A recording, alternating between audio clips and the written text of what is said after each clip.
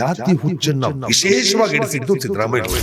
ಅಲ್ಲಿವರೆಗೂ ಅಷ್ಟೊಂದು ಜಾತಿ ತಲೆ ಕೆಡಿಸ್ಕೊತಿರ್ಲಿಲ್ಲ. ಧರ್ಮಕ್ಕಿಂತ ಜಾತಿನೇ ದೊಡ್ಡದಾಗೋಯ್ತು ಈಗ. ಈಗ ನೀವು ಹೇಳೋ ಪ್ರಕಾರ ಕರ್ನಾಟಕದಲ್ಲಿ ಸಿದ್ದರಾಮಯ್ಯನವರು ಜಾತಿ ಬಣ ಹುಟ್ಟಾಕಿದ್ರು ಅಂತ ಹೇಳ್ತೀವಿ. ಜಾತಿವಾದ ಹುಟ್ಟಾಕಿದವ್ರು ಬರೀ ಒಕ್ಕಲಿಗರು ಲಿಂಗಾಯತರಲ್ಲ, ದಲಿತರ ಮೇಲೆ ದೌರ್ಜನ್ಯ ಮಾಡಿರೋರು, ಕುರುಬರಲ್ಲಿ ಮಾಡಿಲ್ವೇ?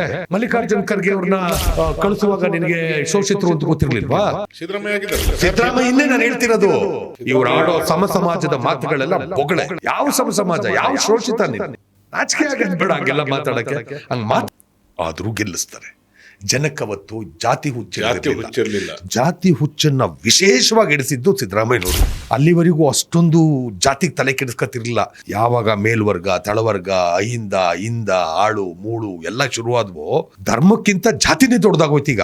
ಈಗ ನೀವು ಹೇಳೋ ಪ್ರಕಾರ ಕರ್ನಾಟಕದಲ್ಲಿ ಸಿದ್ದರಾಮಯ್ಯನವರು ಜಾತಿ ಬಣ ಹುಟ್ಟಾಕಿದ್ದು ಅಂತ ಹೇಳ್ತಾ ಇದ್ರು. ದೇಶದಲ್ಲಿ ಹುಟ್ಟಾಕಿದ್ದಾರೆ. ಕೋಮುವಾದ ಹುಟ್ಟಾಕಿದವ್ರು ಬಿಜೆಪಿ ಅವರಾದ್ರೆ, ಜಾತಿವಾದ ಹುಟ್ಟಾಕಿದವ್ರು ಇವರು ಸಿದ್ದರಾಮಯ್ಯ. ಎರಡೂ ಮಾರಕನೆ. ಹೌದು, ಎರಡೂ ಮಾರ್ಕನೆ. ಕೋಮುವಾದ ತಪ್ಪು ಅಂತ ನಾವು ವಾದ ಮಾಡುವಾಗ ಜಾತಿವಾದನ ಸಮರ್ಥಿಸ್ಕೊಳಕ್ ಹೋದ್ರೆ ಮೂರ್ಖತನ ಆಗುತ್ತದು. ಸಮಾನತೆ ಬೇಕು ಅನ್ನೋದಾದ್ರೆ ಇನ್ನೊಬ್ರು ದ್ವೇಷ ಮಾಡೋದಲ್ಲ, ಸರಿಸಮವಾಗಿ ಬದುಕಬೇಕು ಅನ್ನೋದು. ಸಮ ಸಮಾಜ ಅಂದ್ರೆ ಅದು. ಆರ್ಥಿಕವಾದ ಸವಲತ್ತುಗಳನ್ನು ಕೊಟ್ಟು ಮೇಲೆತ್ತದಕ್ಕೆ ಆಗೋದಿಲ್ಲ. ಆರ್ಥಿಕವಾದ ಸವಲತ್ತುಗಳ ಜೊತೆಗೆ ಸಾಮಾಜಿಕವಾಗಿ ಕೂಡ ನಾವು ಅವರನ್ನ ಸಮಸ್ತರಕ್ಕೆ ಎತ್ಕೋಬೇಕು. ದಲಿತರಿಗೆ ಆರ್ಥಿಕವಾದ ಬೆನಿಫಿಟ್ಸ್ಗಳು ಸಿಗ್ತಿದ್ದಾವೆ ಹೊರತು ಸಾಮಾಜಿಕವಾಗಿ ಇವತ್ತು ನಾವು ತೀರಾ ಕೆಟ್ಟದಾಗೆ ನೋಡ್ತಾ ಇದ್ದೀವಿ. ಇವತ್ತು ಇಡೀ ದೇಶದಲ್ಲಿ ಯಾರಾದ್ರೂ ಶೋಷಿತರು ಅಂತಿದ್ರೆ, ಆಮೇಲೆ ಹಿಂದುಳಿದ ವರ್ಗದಿಂದಾನೂ ಶೋಷಣೆಗೆ ಒಳಗಾಯ್ತಿರೋರು ಅಂತ ಯಾರಾದ್ರೂ ಇದ್ರೆ ದಲಿತರು ಮಾತ್ರ. ಬರೀ ಒಕ್ಕಲಿಗರು ಲಿಂಗಾಯತರಲ್ಲ, ದಲಿತರ ಮೇಲೆ ದೌರ್ಜನ್ಯ ಮಾಡಿರೋರು, ಕುರುಬರಲ್ಲಿ ಮಾಡಿಲ್ವೇ? ನಮ್ಮ ಸವಿತಾ ಸಮಾಜದವ್ರು ಕಟಿಂಗ್ ಮಾಡೋದಿಲ್ಲ ಅಂತ ಅನ್ನೋದು ಎಷ್ಟು ಸಾರಿ ಪತ್ರಿಕೆಗಳಲ್ಲಿ ಬಂದಿಲ್ಲ? ಹೌದು. ನೀವೆಲ್ಲ ಹಿಂದುಳಿದ ವರ್ಗ ಅಂತ ಅಂದ್ಬಿಟ್ಟು ಹೇಳ್ಕೊಳ್ಳೋದು ಮಾತ್ರ ಶೋಷಿತರು ಅಂತ ಹೇಳ್ಕೊಬಿಡೋದು, ದಲಿತರ ಹೆಸರು ಹೇಳ್ಕೊಳ್ಳೋದು ನೀವ್ ಅಧಿಕಾರ ಮಾಡೋದಾ? ಮಲ್ಲಿಕಾರ್ಜುನ್ ಖರ್ಗೆ ಅವ್ರನ್ನ ಕಳಿಸುವಾಗ ನಿನಗೆ ಶೋಷಿತರು ಅಂತ ಗೊತ್ತಿರ್ಲಿಲ್ವಾ?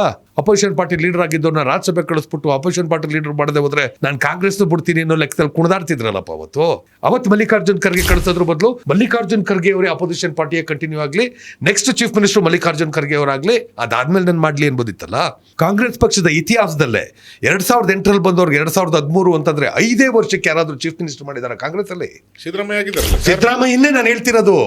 2008ರಲ್ಲಿ ಸೇರ್ಕೊಂಡವ್ರಿಗೆ 2013ರಲ್ಲಿ ಮಾಡ್ತಾರೆ. ಆಯ್ತು, 2013ರಲ್ಲಿ ಚೀಫ್ ಮಿನಿಸ್ಟರ್ ಆದ್ಮೇಲೆ ನಿಮ್ ನೇತೃತ್ವದಲ್ಲಿ ಎಲೆಕ್ಷನ್ಗೆ ಹೋದ್ರಲ್ಲ, ಗೆದ್ಕ ಬರ್ಬೇಕಿತ್ತಲ್ವಾ? ನೀವು ಗೆದ್ಕ ಬರ್ಬೇಕಿತ್ತಲ್ವಾ? ನಿಮ್ಮನ್ನು ಸೇರಿಸಿ ಹೋಗ್ಬಿಟ್ರೆ ಹೋದ್ಮೇಲೆ ಮರ್ಯಾದೆ ಆಗಿರ್ಬೇಕಲ್ವಾ? 2018ಕ್ಕೆ ನೀವಲ್ಲ ಚೀಫ್ ಮಿನಿಸ್ಟರ್ ಆಗ್ಬೇಕಾಗಿದ್ದು. ಯಾಕೆ 2013ರಲ್ಲಿ ನೀವು ಗೆದ್ದಾದ್ಮೇಲೆ, ಸಾರಿ 2023ಕ್ಕೆ ನೀವಲ್ಲ, 2013ರಲ್ಲಿ ಗೆದ್ದಾದ್ಮೇಲೆ 2018ರಲ್ಲೂ ನೀವು ಗೆಲ್ಲಿಸ್ಕೊ ಬಂದಿದ್ರೆ ನೀವೇ ಚೀಫ್ ಮಿನಿಸ್ಟ್ರು ಕಂಟಿನ್ಯೂಸ್ ಆಗಿ. ನೀವು ಸೋಲ್ಸದಂತೆ ಇನ್ಯಾರೋ ಗೆಲ್ಸದ್ಮೇಲೆ ನನಗ್ ಬೇಕು, ನನ್ ಬಿಟ್ರೆ ಇನ್ಯಾರು ಇಲ್ಲ ಅನ್ನೋದಂತೆ. ಇದು ಯಾವ ಚಂದ ಅಂದರದ್ನ? ಇದನ್ನ ಸರಿಯಾಗಿ ನಮ್ ಡಿ ಕೆ ಅವರು ನೆಟ್ಗೆ ಅರ್ಥ ಮಾಡ್ಕೊಳ್ಳಿಲ್ಲ. ಅವರು ಬಾಡಿ ಲ್ಯಾಂಗ್ವೇಜ್ ಚೇಂಜ್ ಮಾಡ್ಕೊಳ್ಳಿಲ್ಲ. ಈ MLAಗಳು ಹತ್ರಕ್ಕೆ ಹೋಗೋದ್ ಬಿಟ್ರು. ಇವತ್ತು ನೀವು ಯಾರ ಮೇಲೆ ಎತ್ಕಟ್ಕೊಂಡು ಮಾತಾಡಕ್ಕಾಗತ್ತೆ ಈಗ? ಸೊ ಹಾಗಾಗಿ ಗೆದ್ದಲು ಕಟ್ಟಿದ ಹುತ್ತಕ್ಕೆ ಸೇರ್ಕೊಂಡಂತ ಹಾವು ಇದು. ಇವ್ರು ಆಡೋ ಸಮ ಸಮಾಜದ ಮಾತುಗಳೆಲ್ಲ ಬೊಗಳೆ. ನೀವು ಸಮಾಜವಾದದ ಹಿನ್ನೆಲೆಯಿಂದ ಬಂದವರು ಬೆಳ್ಳಿ ತಟ್ಟೆಲ್ಲಿ ಊಟ ಮಾಡ್ತೀವಿ. ನಿಮಗೂ ರಂಭಾಪುರಿ ಮಠದ ಸ್ವಾಮೀಜಿಗೂ ಏನಾದ್ರು ಡಿಫ್ರೆನ್ಸ್ ಇದೆಯಾ? ಯಾವ ಸಮ ಸಮಾಜ, ಯಾವ ಶೋಷಿತ? ನೀನು ನಾಚಿಕೆ ಆಗದ್ ಬೇಡ ಹಂಗೆಲ್ಲ ಮಾತಾಡಕ್ಕೆ. ಹಂಗ್ ಮಾತಾಡಿದ್ಮೇಲೆ ಬದುಕಂಗಿರ್ಬೇಕು. ಇದನ್ ಬೇಕಾದ್ರೆ ನೀವು ಈ ತರದ ಪ್ರಶ್ನೆ ಕೇಳಿ, ಯಾಕೆ ನಾವು ಶೋಷಿತರು ಯಾರು ಬೆಳ್ಳಿ ತಟ್ಟಲ್ಲಿ ಊಟ ಮಾಡಬಾರ್ದಾ? ನೀವು ಬರೀ ಒಕ್ಲಿಗರು ಲಿಂಗಾಯತರು ಬಾಮುಂಡ್ರೆ ಉಣ್ಬೇಕಾ? ಇಂಥ ಮಾತು ಬರದೇ ಹೋದ್ರೆ ಕೇಳಿ ಅವ್ರ ಬಾಯ್ಲಿ. ಸಮ ಸಮಾಜ ಕಟ್ಟೊಂದಲ್ಲ, ಎಲ್ರಿಗೂ ಬೆಳ್ಳಿ ತಟ್ಟೆ ಸಿಗಂಗ್ ಮಾಡ್ಬೇಕು ಉಣ್ಣಕ್ಕೆ.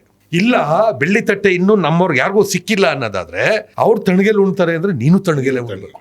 ಅವ್ರಿಗೆ ಸಿಗೋವರೆಗೂ ನಾನು ಬೆಳ್ಳಿ ತಟ್ಟೆ ಮುಟ್ಟೋದಿಲ್ಲ ಅಂತ ಎಷ್ಟಿದ್ರು ಇರ್ಬೇಕು. ಪ್ರತಿಜ್ಞೆ ಮಾಡ್ಕೋಬೇಕು. Self impose code of conduct ಅಂತಾರೆ ಅದಕ್ಕೆ. ನಮ್ಮ ಮೇಲೆ ನಾವು ಆತ್ಮ ನಿರ್ಬಂಧ ಹಾಕಬೇಕು. ನಿಮ್ಗೆ ಸಿದ್ದರಾಮಯ್ಯ ಕಂಡ್ರೆ ಯಾಕೆ ದ್ವೇಷ ಇಲ್ಲ. ಅವರ ನಡವಳಿಕೆ ಬಗೆಗಿನ ಅಸಮಾಧಾನ, ಅವರ ಧೋರಣೆ 2018 ನಂತರದ ಸಿದ್ದರಾಮಯ್ಯ, 23 ನಂತರದ ಸಿದ್ದರಾಮಯ್ಯನ ಬಗೆಗೆ. ಸೊ ನಿಮ್ಗೆ ಅದಕ್ಕಿಂತ ಹಿಂದೆ ಯಾವುದೇ ತರದ? ಅಯ್ಯೋ, 2008 ಚಾಮುಂಡೇಶ್ವರಿ ಚುನಾವಣೆ ಟೈಮಲ್ಲಿ 2023ಗಿಂತ ಹಿಂದೆ ನಿಮ್ಗೆ ಯಾವುದೇ ತರದ ಸಿದ್ದರಾಮಯ್ಯ ಮೇಲೆ ಕೆಟ್ಟ ಅಭಿಪ್ರಾಯ ಇಲ್ಲ, ಬೇರೆ ಅಭಿಪ್ರಾಯ ಇಲ್ಲ? ನಾನು ಅದಕ್ಕೆ ಹೇಳ್ತಾ ಇದ್ದೀನಿ. 2018 ಎಲೆಕ್ಷನ್ ಅಲ್ಲಿ ನಾನು ಕಾಂಟ್ರಾಕ್ಟ್ ಡಾಕ್ಟರ್ ಏನೋ ಆಗಿದ್ದೆ 2008 ಯಾವಾಗ್ಲೂ. ಅವ್ರು ಚಾಮುಂಡೇಶ್ವರಿ ಎಲೆಕ್ಷನ್ ಅಲ್ಲಿ ನಂದು 11,000 ರೂಪಾಯಿ ಸಂಬಳ ತಗೊಂಡೋಗಿ ಕೊಟ್ಟಿದ್ದೆ. ಅವ್ರಿಗೆ ನಾನು ಯಾರು ಅಂತ ಗೊತ್ತಿಲ್ಲ, ನಾನು ಅವ್ರಿಗೆ ಯಾರು ಅಂತ ಗೊತ್ತಿಲ್ಲ. ಅನ್ಯಾಯವಾಗಿ ಮನುಷ್ಯನ್ ಸೋಲ್ಸೋಕೆ ಹಿಂಗೆಲ್ಲ ಸೇರ್ಕೊಬಿಟ್ಟವ್ರಲ್ಲ ಅಂತ ಕುಮಾರಸ್ವಾಮಿ ಅವ್ರ ಕಂಡ್ರೆ ಸಿಟ್ಟು ನನ್ಗೆ. ಇದೇನು ಪಾಪ ಇಷ್ಟು ಒಳ್ಳೆ ಲೀಡರ್ ಹಿಂಗೆ ಮಾಡ್ತಾವ್ರೆ ಅಂತ. ನಮ್ಗೆ ಅವೆಲ್ಲ ಇಂಪ್ರೆಷನ್ ಲಂಕೇಶ್ ಪತ್ರಿಕೆ ಓದ್ಕೊಂಡು ಬಂದವು. ರೈತ ಸಂಘದ ಹಿನ್ನೆಲೆಯಿಂದ ಬಂದಂಥವ್ರು ಅವರು ಈಗೆಲ್ಲ ನೋಡ್ಕೊಂಡು ಇದ್ದಿದ್ರಲ್ಲಿ ಉತ್ತಮ ಅನ್ನೋ ಅಭಿಪ್ರಾಯ ನನಗೆ ಲಂಕೇಶ್ ಪತ್ರಿಕೆಯಿಂದಾನೇ ಅದು ಉಟ್ಕೊಂಡಿದ್ದು. ಆಮೇಲೆ ಹಂಗೆ ಇದ್ರು ಅಂತನೂ ಅನ್ಕತೀನಿ ನಾನು.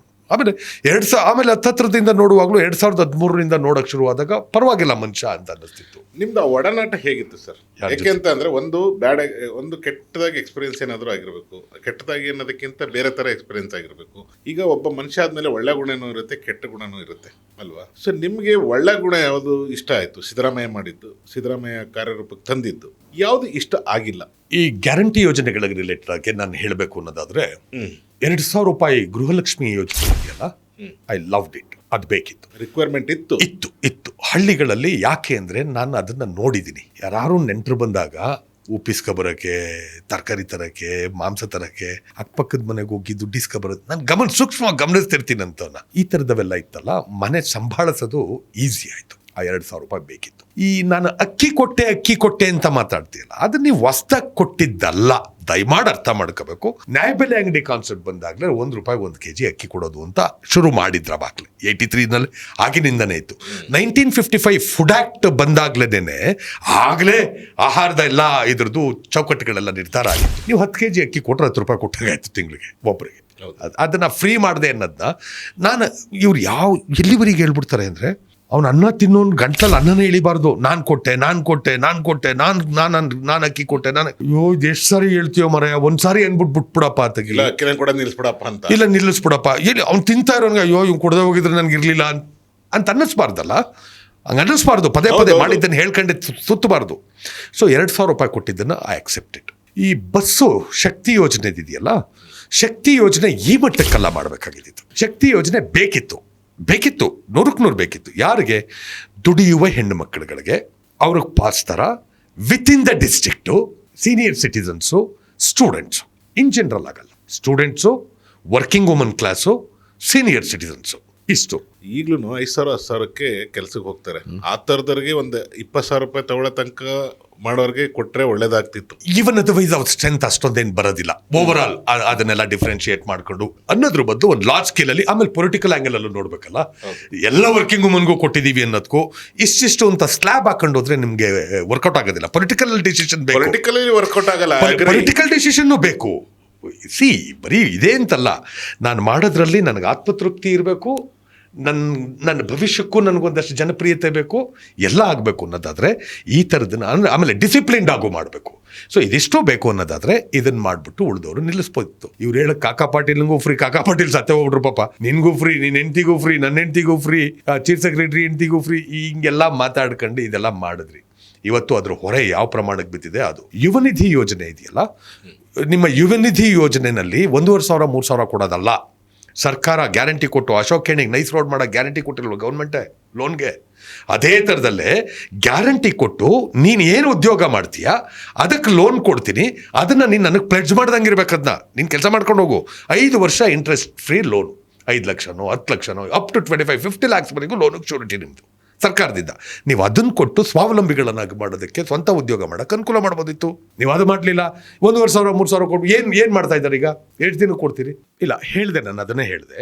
1,500 3,000 ಗ್ರ್ಯಾಜುಯೇಷನ್ ಮಾಡಿರೋರಿಗೆ, ಡಿಪ್ಲೊಮಾ ಮಾಡಿರೋರು ಕೊಡ್ತೀವಿ ಅಂತ, ಎಷ್ಟೋ ತಿಂಗಳ ಕಾಲ ಕೊಡ್ತೀವಿ ಅಂತ ಮಾಡಿರೋದಿದೆಯಲ್ಲ, ಅದನ್ನು ಮಾಡೋದ್ರ ಬದಲು ಸರ್ಕಾರನೇ ಗ್ಯಾರಂಟಿ ಕೊಟ್ಟು ಅವ್ರಿಗೆ ಸ್ವಂತ ಉದ್ಯೋಗ ಕಲ್ಪಿಸ್ಕೊಳ್ಳೋದ್ರ ನಿಟ್ಟಲ್ಲಿ. ಫಾರ್ ಎಕ್ಸಾಂಪಲ್, ಈಗ ನಮ್ಮಲ್ಲೀಗ ಹಣ್ಣುಗಳೆಲ್ಲ ಒಂದೊಂದ್ಸಲ ಬೆಳೆದು ಅಲ್ಲಿ ಇಲ್ಲಿ ಚೆಲ್ಲುವಂಥ ಪರಿಸ್ಥಿತಿ ಹೆಚ್ಚಿಗೆ ಇದಾಗಿ ಹಾಗೆಲ್ಲ ಬರುತ್ತೆ. ಎಲ್ಲೆಲ್ಲಿ ಏನೇನು ಮಾಡ್ತಿರ್ತಾರೆ, ಬೆಳೀತಾ ಇರ್ತಾರೆ. ಕೃಷಿ ಆಧಾರಿತವಾದಂತಹ ಸಣ್ಣ ಮತ್ತು ಮಧ್ಯಮ ಕೈಗಾರಿಕೆಗಳನ್ನು ಎಸ್ಟಾಬ್ಲಿಷ್ ಮಾಡೋದಕ್ಕೆ ಜೊತೆಗೆ ನೀವು ಸರ್ಕಾರ ಶ್ಯೂರಿಟಿ ಕೊಟ್ಬಿಟ್ಟು ಇಂಟ್ರೆಸ್ಟ್ ಫ್ರೀ ಲೋನ್ ಅಂತ 5 years ನೀವು ಇಂಟ್ರೆಸ್ಟ್ ಫ್ರೀ ಲೋನ್ ಕೊಡ್ಬೋದು. ಬದುಕಟ್ಕತಾನೆ, ಶಾಶ್ವತವಾಗಿ ನಿಮಗಳು ಫೋಟೋ ಹಾಕತಾನೆ, ನನಗೆ ಇಂಥದ್ದೊಂದು ಕಟ್ಕೊಟ್ರು ಅಂತ. ಅದು ಪೊಲಿಟಿಕಲ್ ಡಿಸಿಷನ್ ಅಂದರೆ ಹಂಗೆ ತಗೋಬೇಕಾಗಿರೋದು. ಈಗ 500 ಕೊಡ್ತೀವಿ, ಇವೆಲ್ಲ ಮಾಡೋಕೆ ಹೋದ್ರಿ, ಸೈಕಲ್ ಕೊಡೋದು ನಿಲ್ಸಿದ್ರಿ. ಸ್ಟೂಡೆಂಟ್ಸಿಗೆ ಸೈಕಲ್ ಬೇಕಿತ್ತಲ್ಲ, ಹೌದು ನಿಜ, ನಿಲ್ಸಿದ್ರಿ. ಶೂ ಇವೆಲ್ಲ ಕೊಡ್ತಾ ಇದ್ದೀರೇನೋ, ಭಾಗ್ಯಲಕ್ಷ್ಮಿ ಬಾಂಡ್ ನಿಲ್ಸಿದ್ರಿ. ಯುರೋಪ್ನವ್ರು ಅದು ಯಾವಾಗಲೂ 18 ವರ್ಷ ಮಗುಗೆ, ಹೆಣ್ಮಗುಗೆ 18 ವರ್ಷ ಆದಾಗ ಎಷ್ಟೋ ಲಕ್ಷ ಸಿಗುತ್ತೆ ಅಂತೇಳಿ ಸಮಥಿಂಗ್ ಅದೇನೋ ಒಂದು ಪ್ರೋಗ್ರಾಮ್ ಮಾಡಿದ್ರು. It's a wonderful program for woman. You forget about the political rivalry. You do good for the people ಅಷ್ಟೇ. ಅದಿದೆ ಒಳ್ಳೆ ಕಾರ್ಯಕ್ರಮ ಅನ್ನೋದಾದ್ರೆ ನೀವು ಉಳಿಸ್ಕೋಬೇಕು. ಅದು ಯಾವ ಪಕ್ಷದವನಾರು ಮಾಡಿರ್ಲಿ. ಚೇಂಜ್ ಮಾಡ್ತಾರೆ ಅನ್ಕೊಂತೀರ ಕಾಂಗ್ರೆಸ್ ಅವರು? ಕಾಂಗ್ರೆಸ್ ಗ್ಯಾರಂಟಿನ ಏನಾದ್ರು ಕೆಲವೊಂದನ್ನ ಯಾವ್ದು ಜನಕ್ಕೆ ತಲುಪ್ತಾ ಇಲ್ಲ, ಜನಕ್ಕೆ ಉಪಯೋಗ ಕೆಲವು ಚೇಂಜ್ ಆಗಬೇಕು. ಈಗ ಫಾರ್ ಎಕ್ಸಾಂಪಲ್, ಈಗ ಫ್ರೀ ಕರೆಂಟು ಅಂತ ಹೇಳಿದ್ರು 200 ಯೂನಿಟ್ವರೆಗೆ ಅಂತ. ಅದ್ರ ಕ್ಯಾಲ್ಕುಲೇಷನ್ಸೇ ಬೇರೆ ಬೇರೆ ಥರ ಇದೆ. ಮುಂಚೆ ಎಷ್ಟು ಯೂಸ್ ಮಾಡ್ತಿದ್ದೆ, ಈಗ ಎಷ್ಟು ಮಾಡ್ತೀವಿ, ಅವೆಲ್ಲ ಕ್ಯಾಲ್ಕುಲೇಷನ್ಸ್ ಏನೋ ಇದೆ. ಅವ್ರೇನೋ ಮಾಡಲಿ ಅದನ್ನ. ಅದು ಈವನ್ ಅದರ್ವೈಸ್ ಮುಂಚೆನೂ ಕೂಡ ಮೋರ್ ದೆನ್ 60-65% ಅಷ್ಟು ಜನಕ್ಕೆ ಫ್ರೀ ಕರೆಂಟೇ ಸಿಗ್ತಾ ಇತ್ತು. ಬೇರೆ ಬೇರೆ ಸ್ಕೀಮ್ಗಳಿದ್ವು, ಸಿಗ್ತಾ ಇತ್ತು. ನೀವೇನು ಎಕ್ಸ್ಟ್ರಾ ಏನು ಮಾಡ್ದಂಗೆ ಆಗಲಿಲ್ಲ. ನಿಜವಾದ ಕಾರ್ಯಕ್ರಮ ಅಂತಂದ್ರೆ ಶಕ್ತಿ ಮತ್ತೆ ಗೃಹಲಕ್ಷ್ಮಿ ಯೋಜನೆ. ಸಿದ್ದರಾಮಯ್ಯನವ್ರು ಮಾಡಿದಂಥ, ಡಿ ಕೆ ಶಿವಕುಮಾರ್ ಸಿದ್ದರಾಮಯ್ಯನವ್ರು ಸೇರ್ಕೊಂಡು ಮಾಡಿದಂಥ ಕಾರ್ಯಕ್ರಮದಲ್ಲಿ ಇದೆರಡು. ಅದರಲ್ಲೂ ಗೃಹಲಕ್ಷ್ಮಿ ಮಾತ್ರ ಯಾವ ಸರ್ಕಾರ ಬಂದರೂ ಮುಂದುವರಿಸಬೇಕು ಅಂತೀನಿ. ಗೃಹಲಕ್ಷ್ಮಿನ ಯಾವುದೇ ಸರ್ಕಾರ ಬಂದ್ರು, ಬಹುಶಃ ಮುಂದೆ ಚೇಂಜ್ ಆಗುತ್ತೆ, ಯಾವ ಸರ್ಕಾರ ಬಂದ್ರು ಫ್ರೀಬೀಸು ಅಂತ ಮಾತಾಡೋದಿಲ್ಲ ನಾನು. ಅದನ್ನ ಅದು ಫ್ರೀಬಿ ಆಗೋದಿಲ್ಲ. ಅದು ಬಡತನದಲ್ಲಿರೋರನ್ನ ಒಂದು ಹಂತಕ್ಕೆ ತರೋದಕ್ಕೆ ಆ ಫ್ರೀಬಿ ಅನ್ನೋ ಪದ ನಾವು ಉಪಯೋಗಿಸೋದು ಬೇಡ. ನಾವಿಷ್ಟು ಮಾಡ್ಬಿಟ್ಟಿದ್ದೀವಿ, ಅದಕ್ಕೆ ನನ್ನ ಸರ್ಕಾರನ ಗೆಲ್ಸುತ್ತೆ ಅಂತ ಅನ್ನೋದಾದ್ರೆ you have to see Jaganmohan Reddy ಸೀಮಾಂಧ್ರದಲ್ಲಿ ಇನ್ನೂ ಚೆನ್ನಾಗಿರೋ ಪ್ರೋಗ್ರಾಮ್ಗಳು ಕೊಟ್ಟು ನಡವಳಿಕೆ ಸರಿಯಾಗಿಲ್ಲ ಅನ್ನೋ ಕಾರಣಕ್ಕೆ ಸೋಲಿಸ್ಬಿಟ್ರು. ನಡ್ಕತ್ತಿದ್ದ ರೀತಿ ಸರಿಯಾಗಿಲ್ಲ ಅಂತ ಸೋಲಿಸಿದ್ರು. ಸೊ ಒಬ್ಬ ನಾಯಕನಿಗೆ ನಡವಳಿಕೆ ತುಂಬಾ ಇಂಪಾರ್ಟೆಂಟ್ ಆಗುತ್ತೆ, ಮುಖ್ಯ ಆಗುತ್ತೆ.